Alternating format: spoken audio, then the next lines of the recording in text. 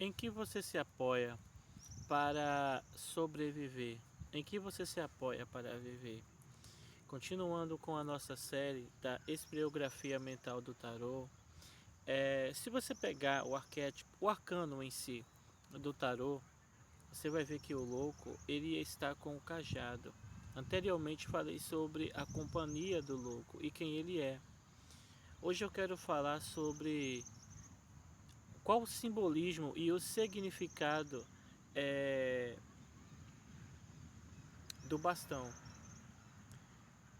Seria o propósito da alma, o anseio de existir. E eu explico. Por exemplo, quando alguém, isso era comum antigamente, quando alguém fazia uma caminhada, um percurso de uma distância enorme, era comum ter-se ali um cajado, tá? Esse cajado funcionava tanto quanto arma, quanto também como apoio para escalar alguns obstáculos que entraria pelo caminho. Dentro do arcano do louco, esse cajado ele representa o anseio, o propósito de querer, de manifestar, de existir no mundo. Assim como o louco, já expliquei anteriormente que o louco representa a alma antes de qualquer experiência, e o cão que acompanha o louco representa o ego instintivo, aquilo que a necessidade de existir, a necessidade de proteger instintivamente a alma. E agora temos é, o cajado, que para muitos, se a gente for traduzir, não é para o nosso mundo físico, ele serve também como uma arma. Tá, mas se simbolicamente, se o cajado representa um anseio de existir, se ele representa o propósito, então como assim ele é uma arma? Todo propósito, ele é uma arma. Pois quando você tem o propósito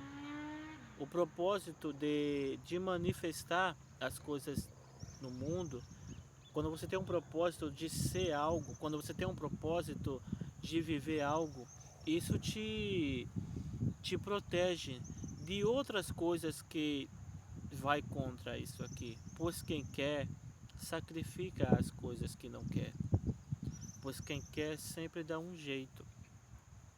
E isso é a grande arma do louco. O louco, ele não aceita outra coisa a não ser manifestar, a não ser perseguir um objetivo. Por isso que talvez o chamam de louco. E a alma, por que ela tem esse mecanismo de defesa? Porque a nossa consciência, ela é tudo, e tem algo que vem antes, depois da consciência, que não é literalmente a alma. Também não vou falar nesse vídeo porque não é o assunto final desse vídeo, não é? A alma, ela pega a consciência e a transforma em uma forma. Aí você pode falar para mim, mas Felipe, você falou no vídeo anterior que o louco é a alma sem forma. Sim. E agora você está dizendo que é uma forma. E eu explico. Essa forma não é uma forma definida de ser algo. Porque quando algo tem uma forma específica, aquilo começa a ganhar identidade, personalidade. O ego não tem ainda a sua identidade formada. O ego não tem a sua personalidade. O ego só tem, o louco tem o propósito de existir, de persistir algo que ele não está tendo naquele momento. O louco, esse propósito, essa existência, essa fome de manifestar algo no mundo, é a grande arma dele. Então, eu peço que vocês analisem tudo isso aqui.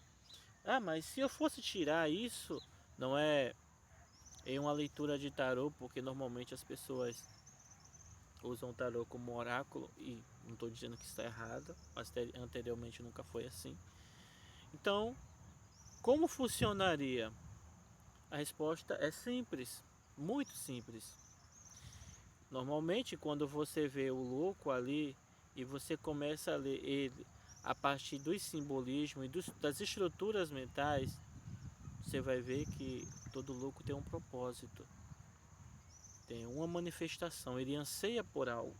Pode ver que em manicômios, né, hospícios, quando há pessoas que estão com dificuldade intelectual, eles começam a criar personagem que eles gostariam de ser.